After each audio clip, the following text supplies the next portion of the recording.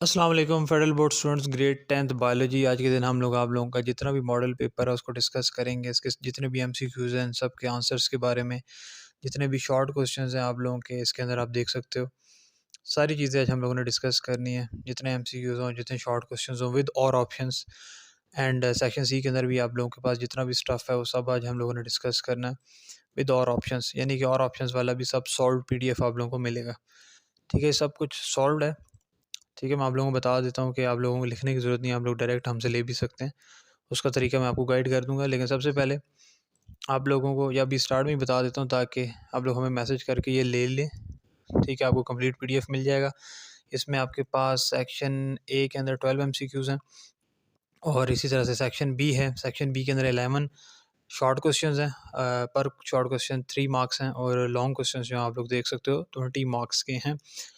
5 marks का हर एक long question. आप लोगों को अगर ये पीडीएफ चाहिए, उसके बाद हम लोग एक्सप्लेनेशन के ऊपर जाते हैं सारी के किस तरह से सारा कुछ चल रहा है। तो सबसे पहले हम लोग बात करेंगे कि अगर आप लोगों ने ये पीडीएफ हासिल करना है तो आप लोग हमें सबसे पहले हमारी वेबसाइट को सर्च कर सकते हो। हमारी ऑफिशियल वेबसाइट है शोएब एकेडमी। आप लोग जहाँ पर भी बैठे हुए दुनिया में आप लोगों ने लिखना है अपने ब्राउज़र के ऊपर मनाहिल एंड शोएब एकेडमी, या सिंपल आप लोग शोएब एकेडमी भी लिख सकते हो। तो जस्ट सर्च शोएब एकेडमी।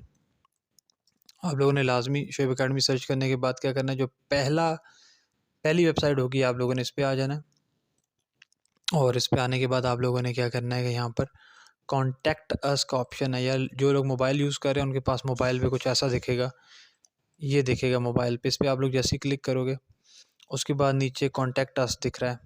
ठीक है, इस कॉन्टैक्ट अस पे आप लोगों ने क्लिक करना है और उसके बाद यहाँ पर आप लोगों ने कंप्लीट फॉर्म फिल करके भेज देना हमें। नीचे स्क्रॉल डाउन करना है, यहाँ पर अपना कंप्लीट नेम डालना है, यहाँ पर व्हाट्सएप नंबर, यहाँ पर अपनी ईमेल, यहाँ पर अपना ग्रेड क्लास 10, यहाँ पर बायोलॉजी का मॉडल पेपर सॉल्व में चाहिए या जो चाहिए आप लोगों ने लिख के उसके बाद यहाँ से सेंड मैसेज पे क्लिक कर देना है। आपका मैसेज हमें मिल जाएगा और हमारी फ़ैकल्टी आपसे जल्द से जल्द रब्ता कर लेगी। ठीक है, और दैट्स इट। ठीक है, और जिन्होंने हमारे पास जिनके पास व्हाट्सएप नहीं है वो लोग क्या कर सकते हैं कि हमारे पास पहले से जो व्हाट्सएप नंबर है वो भी यहाँ पर लिखा हुआ है। डायरेक्ट आप लोग व्हाट्सएप से भी कांटेक्ट कर सकते हैं, लेकिन फॉर्म फिल करके आइएगा। फॉर्म आप लोगों ने लाजमी फिल करके आना, डिटेल्स आपकी हमारे पास होनी चाहिए लाजमी। ठीक है, वेबसाइट का जो मैंने तरीका बताया। उसके बाद मनाहिल एकेडमी 1 इंस्टाग्राम है हमारा, आप लोग डायरेक्ट इधर से भी कांटेक्ट कर सकते हैं। और ये हमारे व्हाट्सएप नंबर्स हैं, व्हाट्सएप नंबर पे आप लोग भी मैसेज कर सकते हैं अगर ज़्यादा जल्दी है तो। लेकिन फॉर्म लाजमी फ़िल करके आना होगा, चाहे इंस्टाग्राम पे मैसेज करो या व्हाट्सएप पे मैसेज करो, फॉर्म लाजमी फ़िल होना चाहिए वेबसाइट वाला जिस तरह से मैंने शो किया है। अभी हम लोग बात करते हैं एमसीक्यूज़ की। फ़र्स्ट ऑफ़ ऑल कि जो एमसीक्यूज़ का यहाँ पर स्टफ़ है उसको एक-एक करके डिस्कस करेंगे। ज़्यादा डिटेल में नहीं जा पाऊँगा, बस आंसर ज़्यादातर बता पाऊँगा बिकॉज़ बहुत बड़ा पेपर है। आप लोगों को पेपर लिखने में 2.5 घंटे लग जाते हैं, तो यहाँ एक्सप्लेन करने के लिए फिर आप लोग सोच लो कितना टाइम चाहिए होगा। ठीक है, 5-6 घंटे तो हमें एक-एक अगर हम लोग एमसीक्यू को एक्सप्लेन करें तो लग जाएँगे। So just let us go for the stuff. कहता है the part of the neuron nerve cell which receives electrical signals and transmits them towards the body is called dendrite। हमारे पास वो पार्ट होता है हमारे पास ऑफ न्यूरॉन जो कि क्या करता है, रिसीव करता है इलेक्ट्रिकल सिग्नल्स को, ट्रांसमिट कर देता है उन्हें towards the body cell. Then we have question number 2 which one is the modified form of sexual reproduction. Parthenogenesis जो है वो हमारे पास मॉडिफाइड फॉर्म होती है ऑफ सेक्सुअल रिप्रोडक्शन। आपको इसमें यहाँ पर साथ रीज़न भी मिल जाएगी, वजह भी। ठीक है, सब कुछ यहाँ पर एक्सप्लेंड है। देन क्वेश्चन नंबर 3 ये कहता a hospital observes that a common bacterial infection is no longer responding to the previously effective antibiotic. What would be the best strategy to address this issue? क्या करना पड़ेगा हम लोगों को? मुख्तलिफ तरह की combinations of different antibiotics use करनी पड़ेंगी। Then we have MCQ number 4, which of the labeled part in diagram controls conscious thoughts and intelligence? ये आप लोगों के पास डायग्राम दी गई और कह रहा है इसमें से कौन सी ऐसा पार्ट है जो कि आप लोगों के पास थॉट्स और इंटेलिजेंस को कंट्रोल करता है।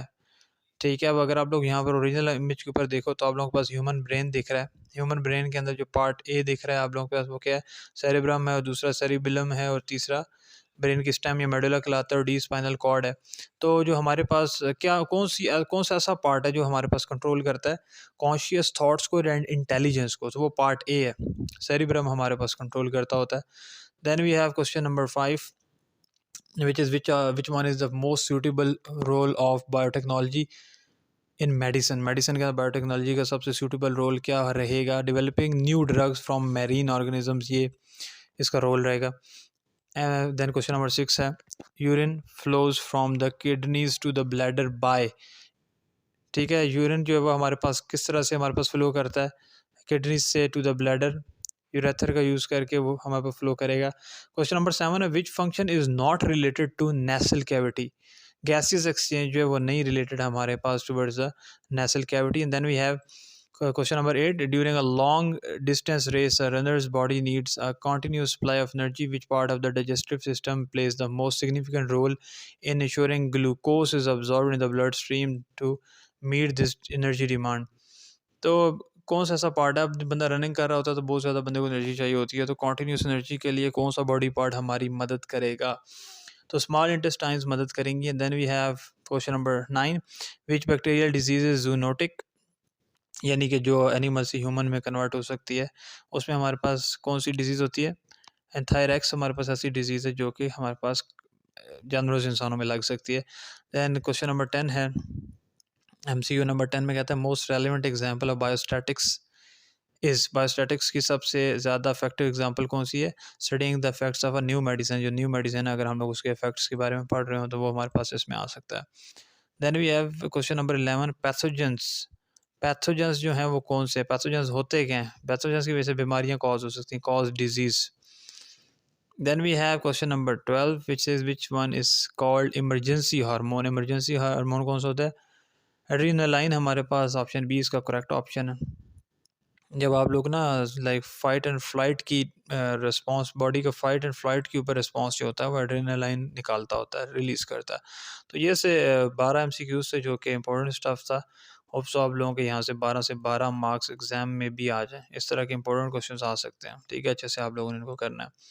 Then we have questions section B के यहाँ पर। पहला क्वेश्चन है, narrate the series of events that take place during swelling of food. Swelling of food के अंदर क्या क्या हो सकता है?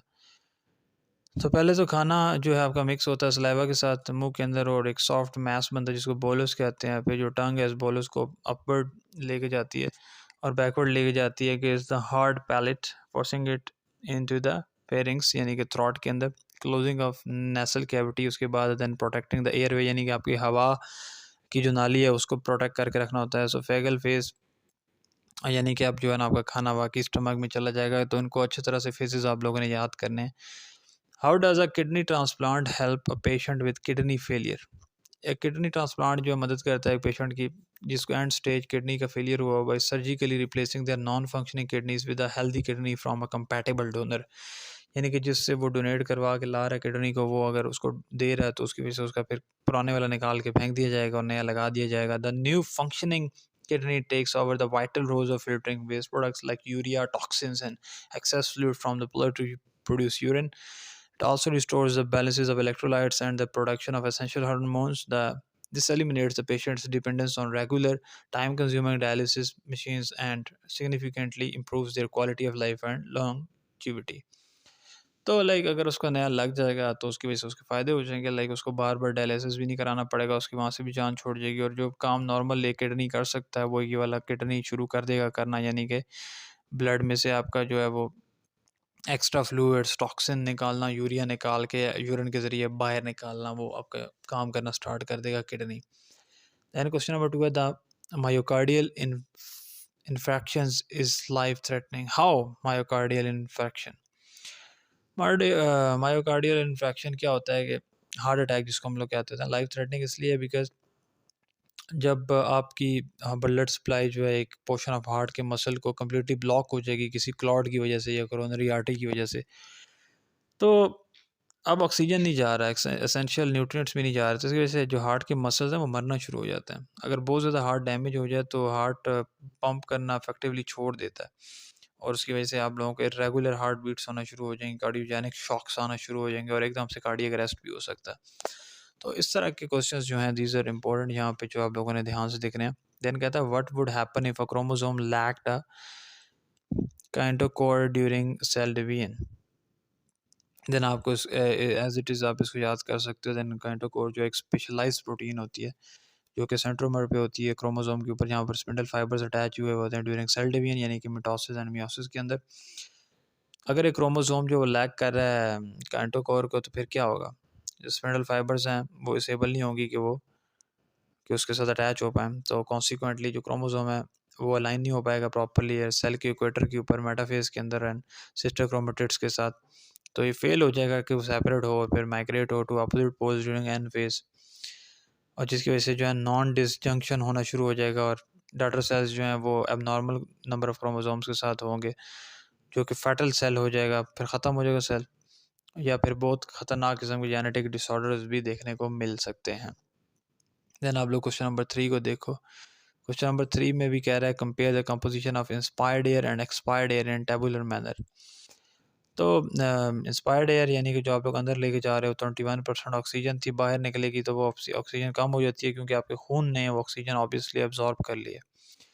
कार्बन डाइऑक्साइड जो अंदर जाती है तो 0.04% होती है, लेकिन बाहर निकलती है तो 4% निकलती है, because as a waste product वो यहाँ पर बाहर निकलेगी।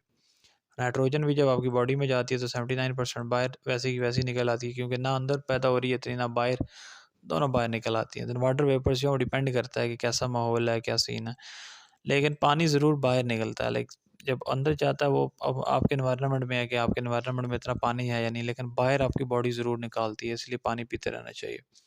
Then we have temperature. Temperature variable है, एनवायरनमेंट के ऊपर डिपेंड करता है, लेकिन जब बाहर निकलता है तो मतलब जो टेम्परेचर उसका होता है वो ऑलमोस्ट बॉडी का टेम्परेचर जो रहता है 37 डिग्री सेल्सियस उतना ही रहेगा। Compare the main types of diabetes. Diabetes की टाइप्स अगर हम लोग बात करें, टाइप 1 डायबिटीज़ और टाइप 2 डायबिटीज़ को हम लोग कंपेयर कर लेते हैं। तो टाइप 1 की क्या कॉज है? Auto immune disease where the body's immune system destroys insulin producing beta cells in the pancreas. तो एक ऑटो इम्यून डिजीज़ है जहाँ पर बॉडी का अपना इम्यून सिस्टम जो है वो इंसुलिन प्रोड्यूसिंग बीटा सेल्स को तबाह करना स्टार्ट कर देता है इन द पैंक्रियाज। और टाइप 2 डायबिटीज़ की अगर हम लोग बात करें तो जो बॉडी है वो इंसुलिन रेजिस्टेंट हो जाती है, यानी कि जो सेल्स हैं हमारे इंसुलिन को रिस्पॉन्ड करना ही छोड़ जाते हैं, और इसकी वजह से जो इंसुलिन की प्रोडक्शन भी कम हुई होती है बॉडी में इन टाइप 2। और इंसुलिन स्टेटस इसमें बिल्कुल भी थोड़ी या बिल्कुल भी इंसुलिन नहीं बंधी होती टाइप 1 के अंदर, लेकिन टाइप 2 के अंदर बंद रही ज़रूर होती है, लेकिन वो किसी काम की नहीं होती है, इनफेक्टिव होती है। और टाइप 1 जो है आपको बचपन में या इवन थोड़ा बड़ा होके थोड़ा यंग एज में होना शुरू हो जाती है। टाइप 2 जो है वो आप जब बड़े हो जाते हो, फुल एडल्ट हो जाते हो, लाइफ़स्टाइल आपका ऐसा हो जाए, ओबेसिटी हो ना, मोटापा हो, आपकी जेनेटिक्स हो, उसके अंदर फिर टाइप 2 शुरू हो सकती है। देन ट्रीटमेंट की बात करें, और ये हमारे पास चलता रहता है। लाइक टाइप 1 अगर जिनको होती है उनकी सारी ज़िंदगी इंसुलिन उनको लगती रहती है। टाइप 2 जिनको होती है वो अगर डाइट पे कंट्रोल करें तो उनकी ठीक हो सकती है। एक्सरसाइज करें, मेडिसिन्स लें, और कुछ टाइम बाद जो है वो इंसुलिन भी अगर लें तो फिर वो ठीक हो जाते हैं। लाइक एक्सरसाइज वगैरह करने से टाइप 2 वाली ठीक हो जाती है। यानी क्वेश्चन नंबर 2 का पार्ट 4 है, list the components of reflex arc. Reflex arc क्या है? न्यूरल पाथवे जो कंट्रोल कर रहा है रिफ्लेक्स एक्शन को, यानी कि जब आप कोई काम कर रहे हो तो वो आपका कंट्रोल है। 5 इसके मेन कंपोनेंट्स हैं: receptor, sensory neuron, inter neuron, motor neuron and effector. इसको अच्छी तरह से आपने देखना है। देन कहता है complete the following table by giving at least one response in each box. यहाँ पर हार्मोन्स और फंक्शंस बताने हैं हमने हम सबके।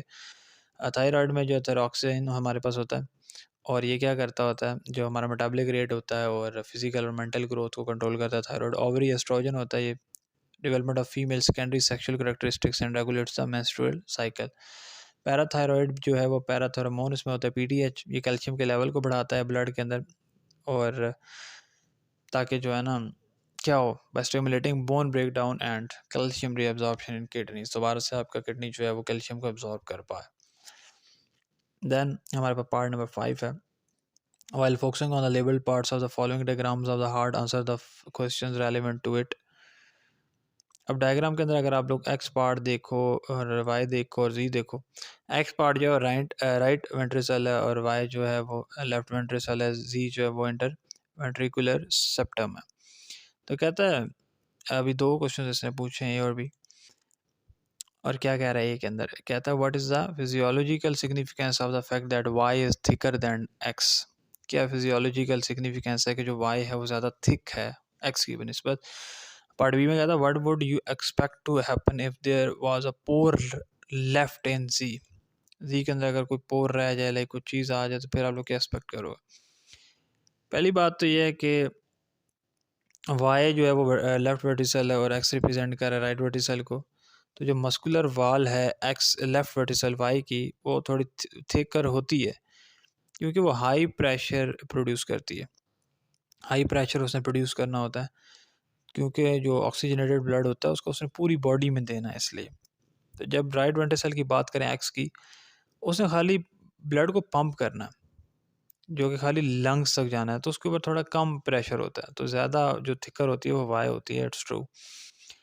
देन कहता है what would you expect to happen if there was a pore left in G. G के अंदर अगर कोई पोर रह जाए तो आप लोग क्या एक्सपेक्ट करोगे।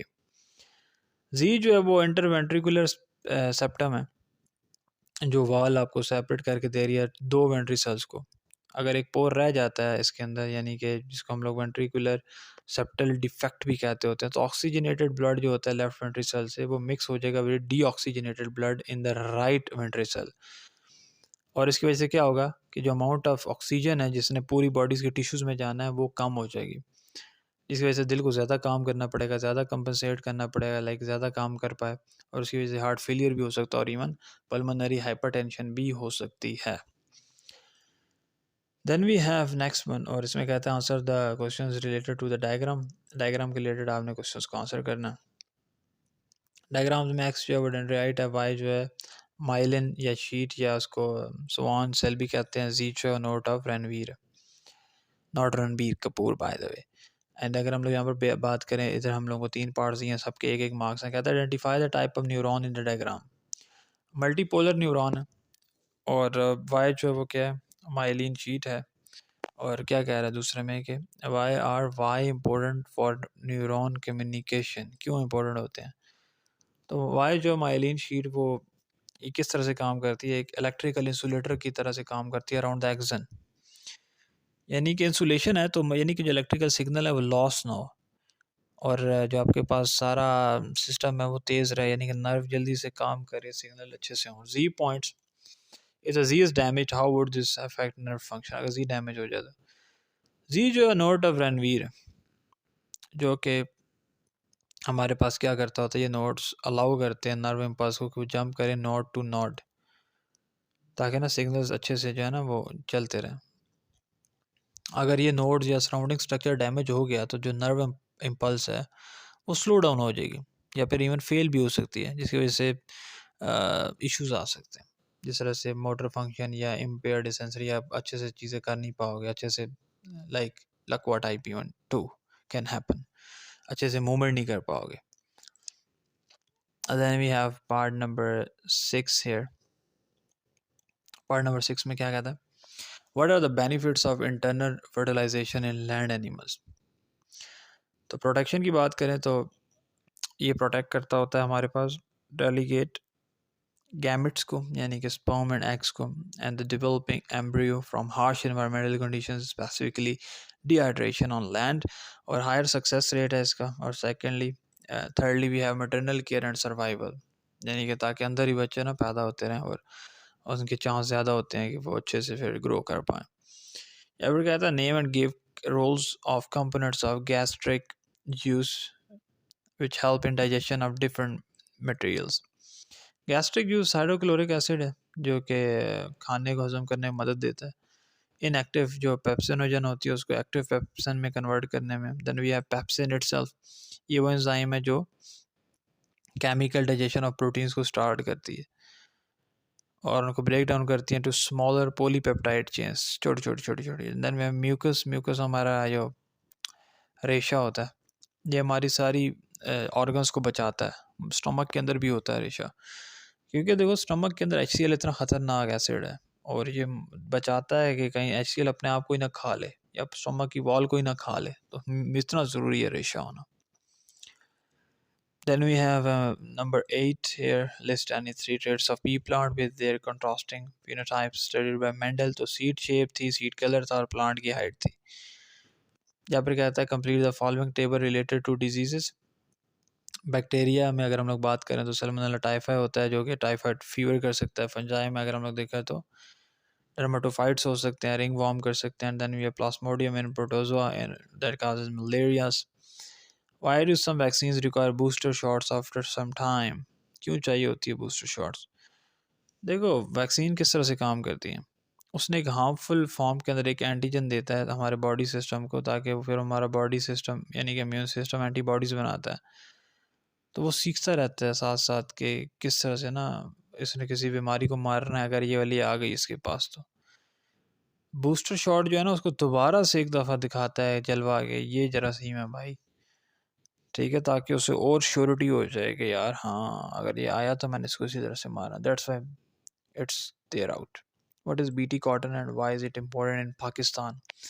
बीटी कॉटन जो है वो जेनेटिकली मॉडिफाइड क्रॉप होता है, और इसको बनाया इसलिए गया है क्योंकि ये प्रोडक्शन अच्छी देता है, अच्छा है इंसानों के लिए, और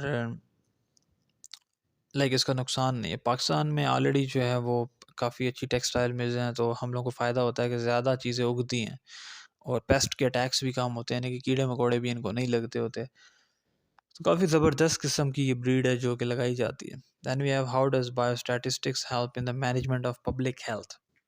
बायोस्टैटिस्टिक्स किस तरह से मदद करती है इन epidemiology and policy making and evaluating treatments? Then we have flow charts to show the how sperms are formed, labeling all the stages and types of cells involved. तो पूरा फ्लो चार्ट यहाँ पर बना हुआ है, आपने इसको अच्छी तरह से देख लेना, याद भी कर लेना है। What is adaptive immunity? How does it help to defend the body against infections? Adaptive immunity को हम लोग acquired immunity भी कह सकते हैं, यानी कि बॉडी का पूरा स्पेशलाइज्ड डिफेंस सिस्टम। एक होती है ना नॉर्मल वाली, यानी इन्नेट इम्यूनिटी जो कि जनरल है। अडेप्टिव इम्यूनिटी जो है वो अडेप्ट करती है, साथ साथ चीज़ों को सीखती है, मारना अच्छे से सीखती है, तो बड़ी तेज़ होती है ये। इसमें बी लिम्फोसाइट्स हैं, B cells and T lymphocytes and T cells, and they have memory cells, like जो कि ना ये मेमोरी बना लेते हैं कि ये जरासीम आया था, इसको ऐसे मारा था, अब दोबारा आएगा तो कैसे मारेंगे। Which characteristics of alveoli make the most suitable structure for gaseous exchange? एक तो इनमें सरफेस एरिया काफ़ी लार्ज होता है, थिन इनकी जो थिन वॉल्स है ये काफ़ी थिन होती हैं, ब्लड सप्लाई काफ़ी ज़्यादा, और मॉइस्ट सरफेस है, यानी कि यहाँ पे मॉइस्चर भी काफ़ी अच्छा प्रेजेंट है। Why do veins have walls but artery do not? Arteries जो है ना वो ब्लड लेके जाती हैं हार्ट से दूर।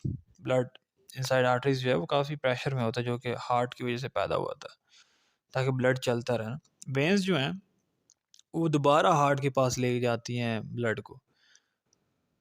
तो जिस टाइम में हमारे पास ब्लड पहुंचता है वेन्स में, प्रेशर काफ़ी कम होता है, और जो ब्लड है उसको काफ़ी दूर जाना है, और ग्रेविटी के अगेंस्ट जाना है, यानी कि नीचे से ऊपर दिल के पास वापस।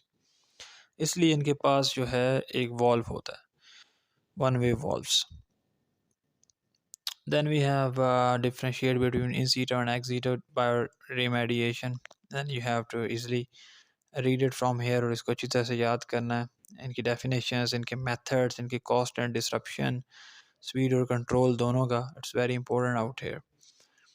Then we have question number 3, 4, 5, 6. Describe the types of white blood cells, highlighting the role of each cell.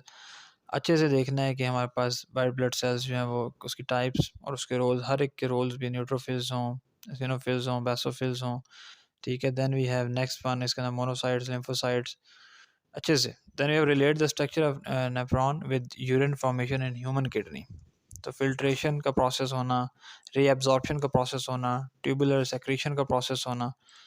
Then we have how does right about the structure of a villus. How are they involved in absorption of food in small intestine?